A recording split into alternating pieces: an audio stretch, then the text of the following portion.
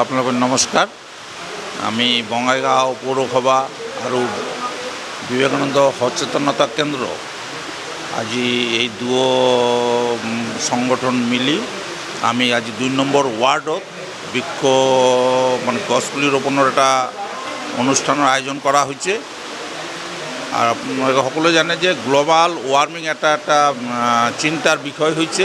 সেইটোর প্রতি লক্ষ্য রাখি আমার মাননীয় প্রধানমন্ত্রী তেখেতে যেটা কইছে এক পের মাকে নাম পর, এইটো এটা আমার যেটো এই স্লোগানটো একটা বৈপ্লবিক মানে স্লোগানত করি আমি বৃক্ষপুলি রোপণের একটা আয়োজন করেছো।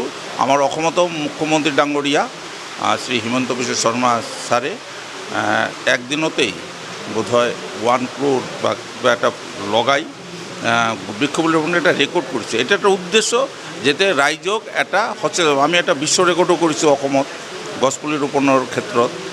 এটা একটা উদ্দেশ্য থাকে যে ৰাইজক সচেতনতা কৰা, অৰ্থাৎ গছপুলি ৰোপণ কৰিব লাগে। সেই একটা আদৰ্শ ধুনীয়া একটা প্ৰোগ্ৰামেৰ প্ৰতি লক্ষ্য ৰাখি বঙাইগাঁও মিউনিসিপালিটি বিভিন্ন ওয়াৰ্ডত আজি কিছুদিনেৰ পৰাই বৃক্ষপুলি ৰোপণ কৰি আছে। আৰ আজি ২ নম্বৰ ওয়াৰ্ডৰ এই বিবেকানন্দ সচেতনতা কেন্দ্ৰেৰ সহযোগত বঙাইগাঁও মিউনিসিপালিটিয়ে এই ২ নম্বৰ ওয়াৰ্ডত আমি বৃক্ষপুলি ৰোপণেৰ আয়োজন কৰিছোঁ। আমি আপোনালোকক সকলো এই বিবেকানন্দ সচেতনতা কেন্দ্ৰেৰ সকলো সদস্যক ধন্যবাদ দিছোঁ।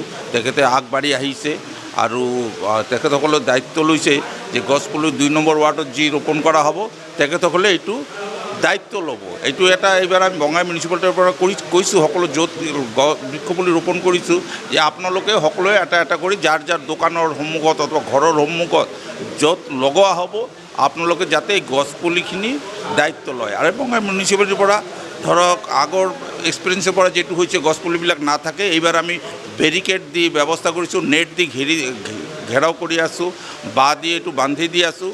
আৰু আমাৰ ইয়াতে মনিটৰিঙো থাকিব। আমি বিবেকানন্দ সচেতনতা কেন্দ্ৰৰ সকলো সদস্যক অনুৰোধো কৰিছোঁ আৰু তেখেতসকলেও ৰাজি হৈছে। তেখেতসকলে সেই গছবিলাক এজনে মানে দায়িত্ব লৈ এজনে প্ৰতিটো গছৰ দায়িত্ব এজন ল'ব আৰু গছবিলাক যাতে জীয়াই থাকে।